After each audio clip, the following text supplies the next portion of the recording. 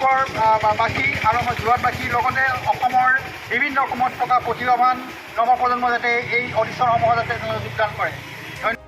অসমৰ চলচ্চিত্ৰৰ বাবে শ্যাম প্ৰডাকশ্যনৰ এক বৰ্ণাঢ্য আয়োজন। অসমৰ এখন ডাঙৰ চলচ্চিত্ৰ ৰুদ্ৰ।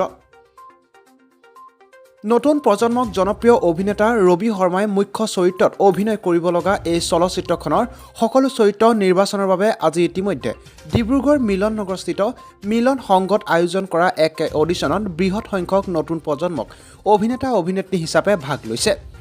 3 মাৰ্চত যোৰহাটত চোলাধৰাস্থিত হোটেল ৰয়েল প্লামত অডিশ্যন সম্পন্ন হ'ব।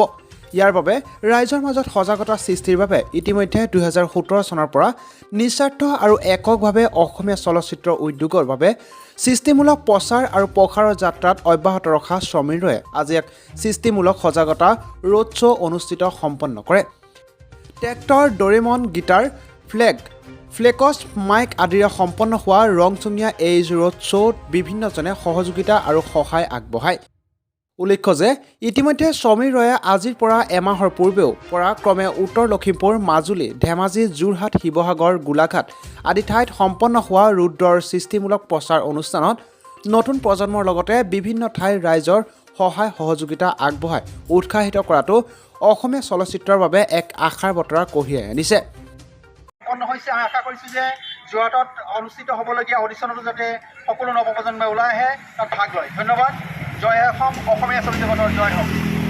অডিশ্যনৰ বাবে ইতিমধ্যে প্ৰস্তুতি আৰম্ভ হৈছে। আমি আশা কৰিছোঁ সমগ্ৰ নৱপ্ৰজন্মই যাতে ডিব্ৰুগড় আৰু যোৰহাটত অনুষ্ঠিত হ'বলগীয়া অডিশ্যনত ভাগ লয় আৰু ৰবি শৰ্মাৰ সৈতে যি সপোন আছে অভিনয় কৰাৰ, আমি সেই সপোন যাতে তেওঁলোকে দেশত পৰিণত হয়। আমি সমীৰ ৰয়ে আজি অত বছৰে অতি নিস্বাৰ্থভাৱে তেওঁ গোটেই অসমীয়া চলচ্চিত্ৰ উদ্যোগ হওক, ভ্ৰাম্যমান হওক, আটাইৰে ক্ষেত্ৰত তেওঁ খুব সজাগ হৈ খুব সচেতন হৈ তেওঁ কাম কৰি আছে।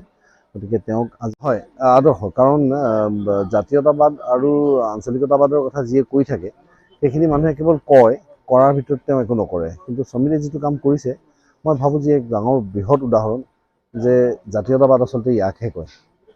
ব্যক্তিগতা আৰু আমি স্বীকাৰ কৰিছোঁ তেখেতৰ যি ত্যাগ, তেওঁ ব্যক্তিগত সময়, ব্যক্তিগত ধন খৰচ কৰি তেওঁ অসমীয়া চলচ্চিত্ৰ উদ্যোগটোৰ বাবে যি প্ৰচাৰ আৰু প্ৰসাৰৰ ক্ষেত্ৰত গাঁৱে ভূঞে ঘূৰি ফুৰে, তেওঁ কাম কৰে। মই ভাবোঁ যে ই প্ৰশংসনীয় আৰু ই আচলতে আমাৰ আটাইৰে বাবে এক উদাহৰণ হোৱা উচিত। গতিকে আজি মই হেঙুল থিয়েটাৰৰ বাকৰিত আছোঁ।